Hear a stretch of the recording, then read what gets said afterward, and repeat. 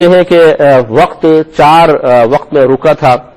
ایک جب سرکار سفر معراج پہ تشریف لے گئے، دوسرا جب حضرت علی رضی اللہ تعالی عنہ کے زانوں پر نبی کریم صلی اللہ علیہ وسلم نے سر رکھا ہوا تھا، عصر کی نماز کا وقت نکل رہا تھا، بالکل آخری ٹائم تھا، تو پھر سرکار نے سورج کو واپس پلٹایا، گویا کہ وقت ٹھہرا.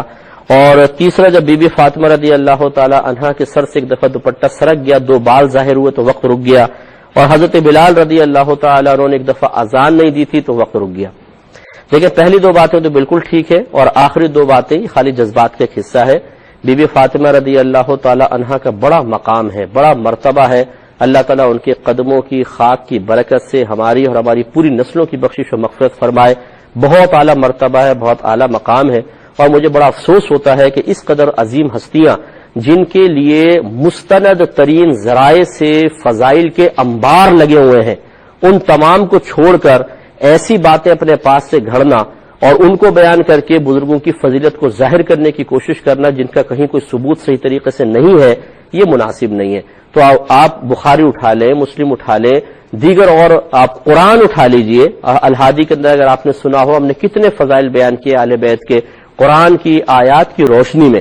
تو بہرحال یہ بی بی فاطمہ رضی اللہ تعالی عنہا کا ایسا کوئی واقعہ نہیں ہے، یہ کسی نے اپنے پاس سے محبت میں بنایا ہوگا لیکن صحیح نہیں ہے. اسی طرح یہ جو قوالیوں میں بھی بعض اوقات اس طرح کے شعر پڑھتے ہیں کہ بلال نے اذان نہیں دی تو سحری نہ ہوئی، تو یہ بھی کوئی واقعہ نہیں ہے. کہیں بھی یہ واقعہ موجود نہیں ہے. من گھڑت واقعہ ہے کہ حضرت بلال رضی اللہ تعالیٰ عنہ نے اذان نہیں دی تو جی سحری نہیں اور فجری نہیں ہوئی.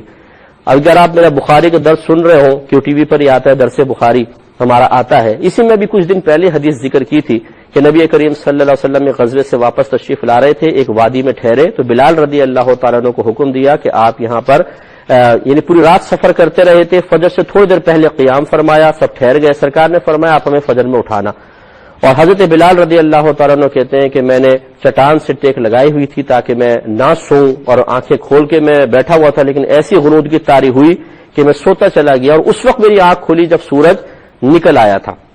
تو سرکار نے فرمایا اس وادی سے باہر نکلو. پھر باہر جا کے سب نے وضو کیے اور نبی کریم صلی اللہ علیہ وسلم نے اجتماعی طور پہ اس نماز کو قضا ادا فرمایا. اب بتائیے کہ کیسے ہو گئی، نماز ہی چلی گئی اور سورج بھی طلوع ہو گیا. تو خواہ مخواہ یہ اس قسم کے واقعات بنا کر اور اتنے معروف کر دے جاتے ہیں، یعنی مستند حدیثیں ہم بیان نہیں کریں گے، قرآن کی آیات بیان نہیں کریں گے. ایسی کوئی یہاں سے پپو پان والا بول دے گا، نتھو بھائی، پپو بھائی اور ٹیٹو اس نے بول دیا، بس وہ سن کے ہم عام کر دیتے ہیں اس کو فوراً، اور یہ چیزیں اتنی جلدی پھیل جاتی ہیں کہ اور لوگ اس کو اتنی جلدی قبول کر لیتے ہیں، حیرت ہوتی ہے. تو اس لیے بہرحال اس قسم کا کوئی واقعہ نہیں ہے.